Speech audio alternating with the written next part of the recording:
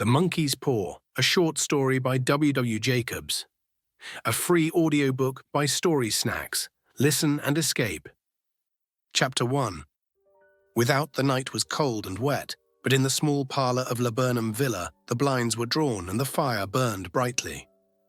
Father and son were at chess, the former, who possessed ideas about the game, involving radical changes, putting his king into such sharp and unnecessary perils that it even provoked comment from the white-haired old lady knitting placidly by the fire. "Hark at the wind," said Mr. White, who, having seen a fatal mistake after it was too late, was amiably desirous of preventing his son from seeing it. "I'm listening," said the latter, grimly surveying the board as he stretched out his hand. "Check."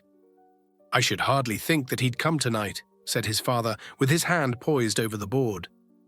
"Mate," replied the son, "that's the worst of living so far out," bawled Mr. White with sudden and unlooked-for violence.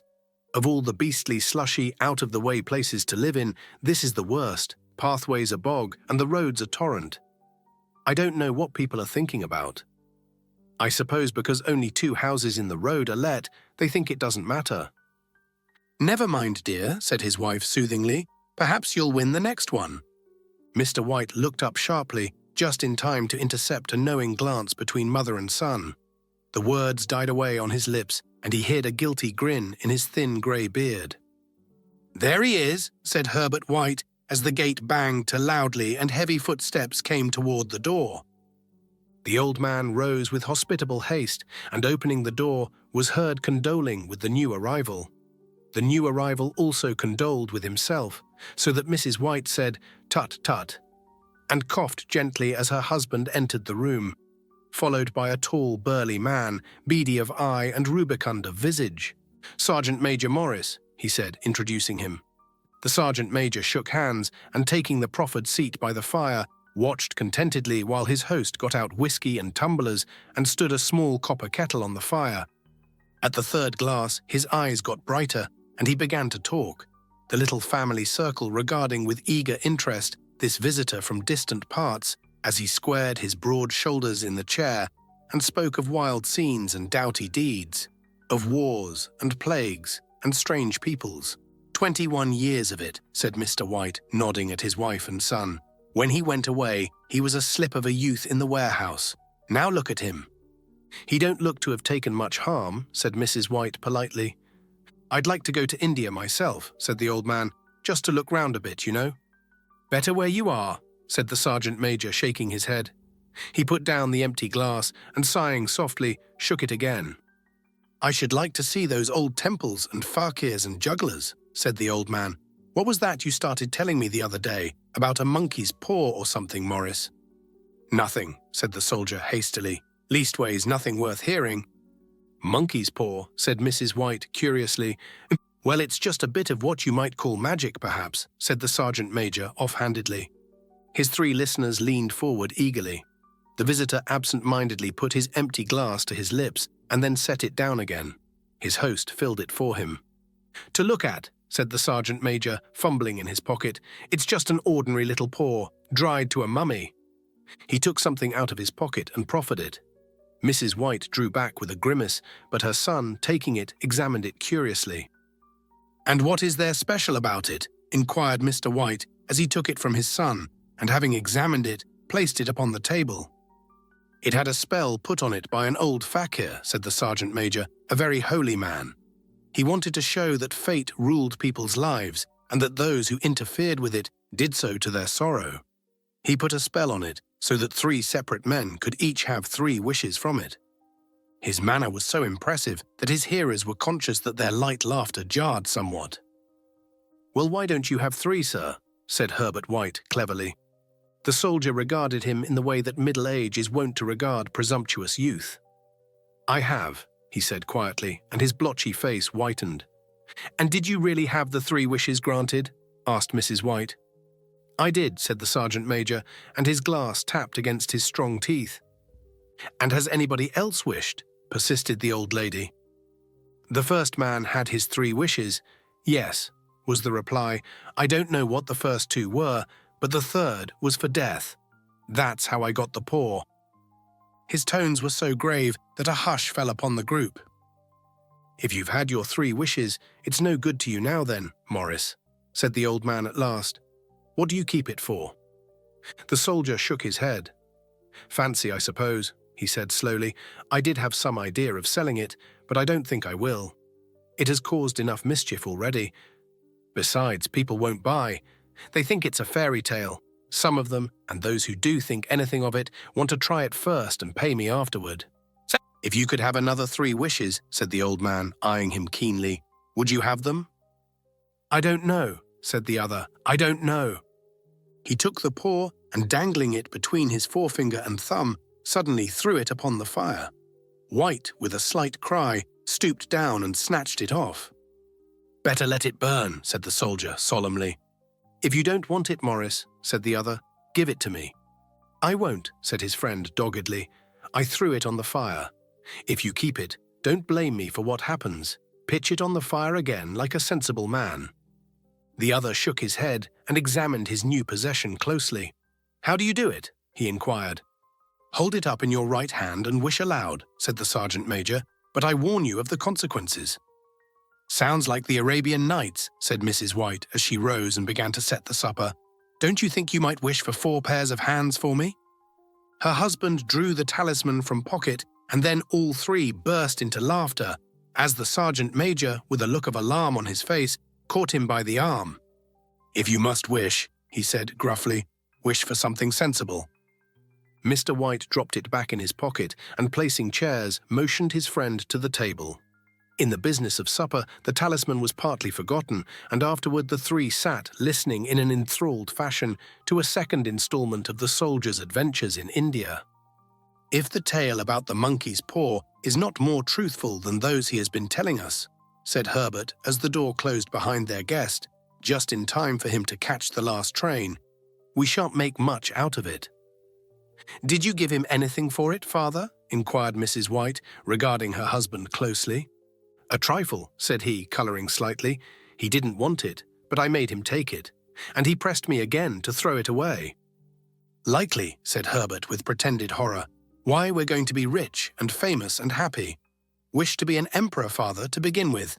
Then you can't be henpecked." He darted round the table, pursued by the maligned Mrs. White, armed with an antimacassar. Mr. White took the paw from his pocket and eyed it dubiously. "I don't know what to wish for, and that's a fact," he said slowly. "It seems to me I've got all I want."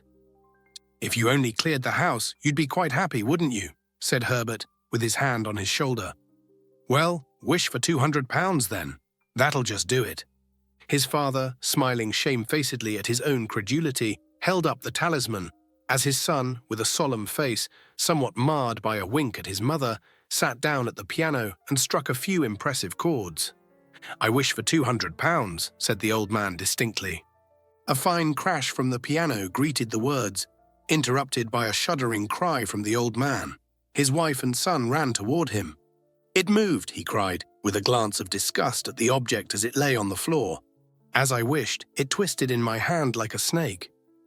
"Well, I don't see the money," said his son as he picked it up and placed it on the table, "and I bet I never shall." "It must have been your fancy, father," said his wife, regarding him anxiously. He shook his head. "Never mind, though, there's no harm done. But it gave me a shock all the same." They sat down by the fire again while the 2 men finished their pipes. Outside, the wind was higher than ever, and the old man started nervously at the sound of a door banging upstairs. A silence unusual and depressing settled upon all 3, which lasted until the old couple rose to retire for the night. "I expect you'll find the cash tied up in a big bag in the middle of your bed," said Herbert as he bade them good night, "and something horrible squatting up on top of the wardrobe, watching you as you pocket your ill-gotten gains." He sat alone in the darkness, gazing at the dying fire and seeing faces in it. The last face was so horrible and so simian that he gazed at it in amazement. It got so vivid that, with a little uneasy laugh, he felt on the table for a glass containing a little water to throw over it. His hand grasped the monkey's paw, and with a little shiver he wiped his hand on his coat and went up to bed. Chapter 2.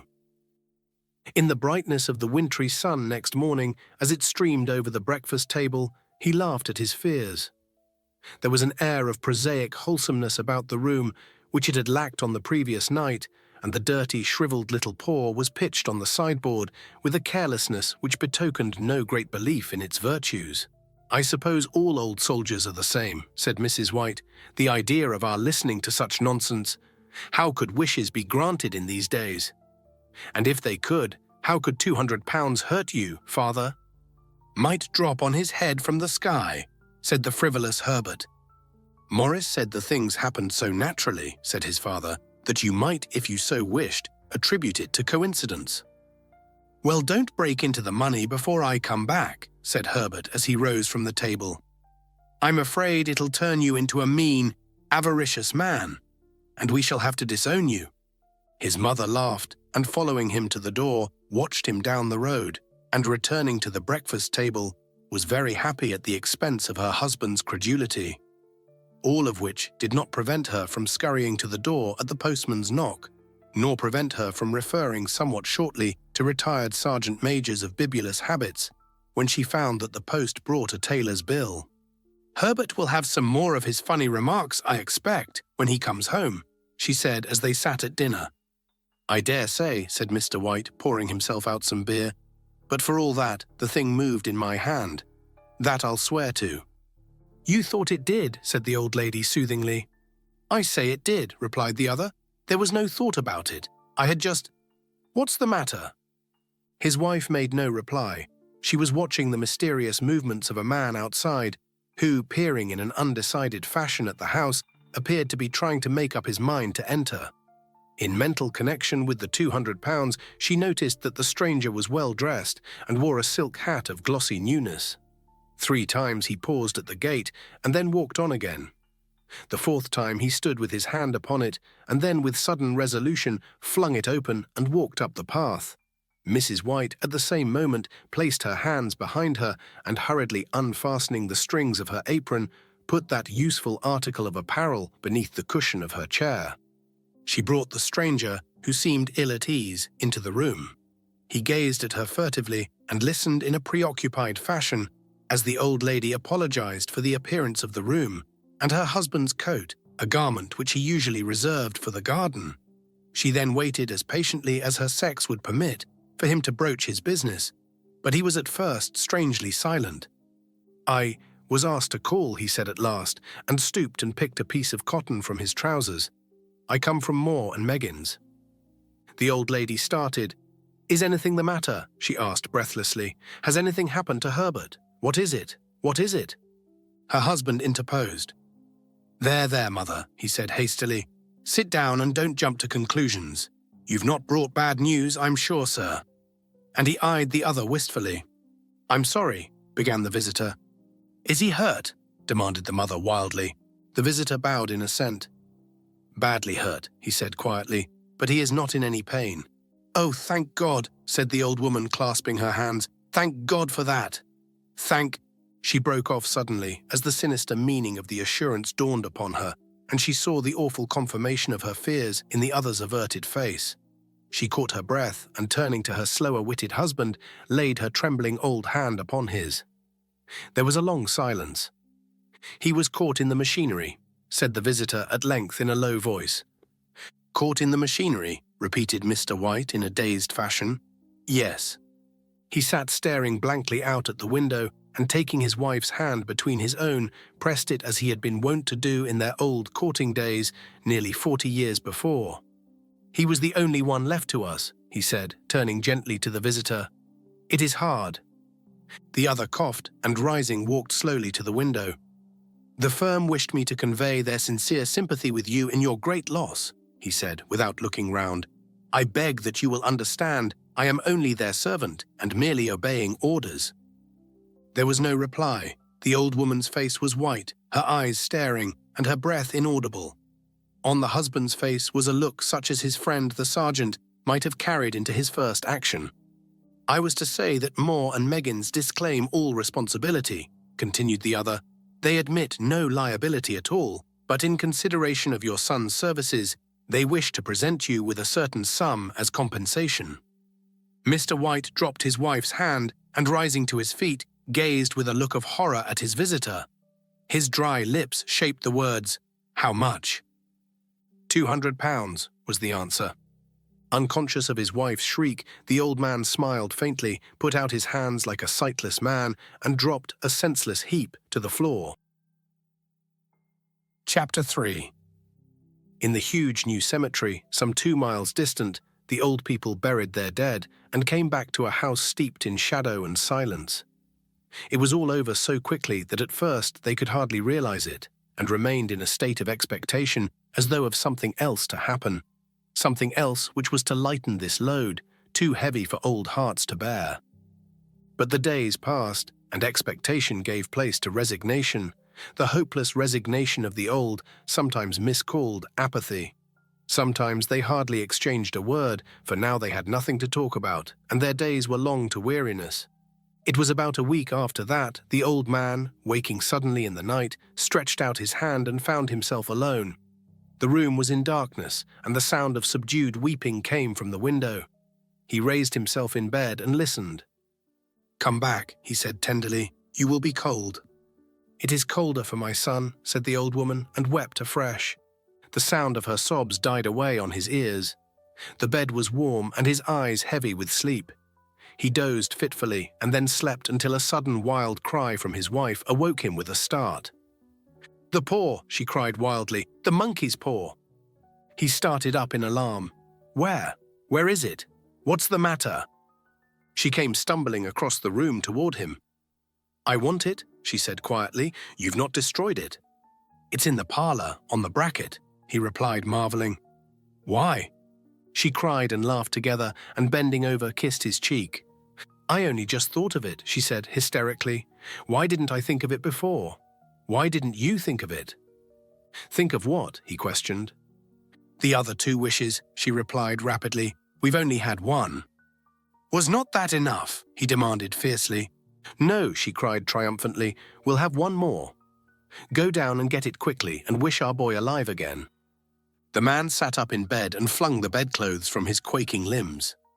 "Good God, you are mad!" he cried aghast. "Get it," she panted. "Get it quickly and wish— Oh, my boy, my boy." Her husband struck a match and lit the candle. "Get back to bed," he said unsteadily. "You don't know what you are saying." "We had the first wish granted," said the old woman feverishly. "Why not the second?" "A coincidence," stammered the old man. "Go and get it, and wish," cried his wife, quivering with excitement. The old man turned and regarded her, and his voice shook. "He has been dead 10 days, and besides I would not tell you else, but I could only recognize him by his clothing. If he was too terrible for you to see then, how now?" "Bring him back," cried the old woman, and dragged him toward the door. "Do you think I fear the child I have nursed?" He went down in the darkness and felt his way to the parlor and then to the mantelpiece. The talisman was in its place, and a horrible fear that the unspoken wish might bring his mutilated son before him ere he could escape from the room seized upon him, and he caught his breath as he found that he had lost the direction of the door. His brow cold with sweat, he felt his way round the table and groped along the wall until he found himself in the small passage with the unwholesome thing in his hand. Even his wife's face seemed changed as he entered the room. It was white and expectant, and to his fears seemed to have an unnatural look upon it. He was afraid of her. "Wish," she cried in a strong voice. "It is foolish and wicked," he faltered. "Wish," repeated his wife. He raised his hand. "I wish my son alive again." The talisman fell to the floor, and he regarded it fearfully. Then he sank trembling into a chair as the old woman with burning eyes walked to the window and raised the blind. He sat until he was chilled with the cold, glancing occasionally at the figure of the old woman peering through the window. The candle end, which had burned below the rim of the china candlestick, was throwing pulsating shadows on the ceiling and walls, until, with a flicker larger than the rest, it expired. The old man, with an unspeakable sense of relief at the failure of the talisman, crept back to his bed, and a minute or 2 afterward, the old woman came silently and apathetically beside him. Neither spoke, but lay silently listening to the ticking of the clock. A stair creaked, and a squeaky mouse scurried noisily through the wall. The darkness was oppressive, and after lying for some time screwing up his courage, He took the box of matches and, striking one, went downstairs for a candle. At the foot of the stairs, the match went out, and he paused to strike another. And at the same moment, a knock, so quiet and stealthy as to be scarcely audible, sounded on the front door.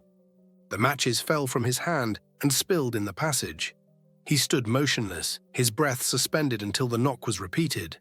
Then he turned and fled swiftly back to his room and closed the door behind him. A third knock sounded through the house. Illustration. "What's that?" cried the old woman, starting up. "A rat," said the old man in shaking tones. "A rat. It passed me on the stairs." His wife sat up in bed, listening. A loud knock resounded through the house. "It's Herbert," she screamed. "It's Herbert." She ran to the door, but her husband was before her and, catching her by the arm, held her tightly. "What are you going to do?" he whispered hoarsely.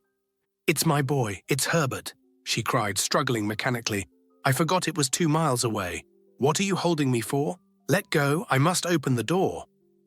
"For God's sake, don't let it in," cried the old man, trembling. "You're afraid of your own son," she cried, struggling. "Let me go." "I'm coming, Herbert. I'm coming." There was another knock and another. The old woman with a sudden wrench broke free and ran from the room. Her husband followed to the landing and called after her appealingly as she hurried downstairs. He heard the chain rattle back and the bottom bolt drawn slowly and stiffly from the socket. Then the old woman's voice, strained and panting. "The bolt," she cried loudly. "Come down, I can't reach it."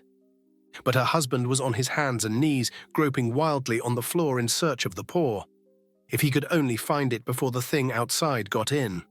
A perfect fusillade of knocks reverberated through the house, and he heard the scraping of a chair as his wife put it down in the passage against the door. He heard the creaking of the bolt as it came slowly back, and at the same moment he found the monkey's paw and frantically breathed his third and last wish. The knocking ceased suddenly, although the echoes of it were still in the house. He heard the chair drawn back and the door opened. A cold wind rushed up the staircase, and a long, loud wail of disappointment and misery from his wife gave him courage to run down to her side and then to the gate beyond. The street lamp flickering opposite shone on a quiet and deserted road.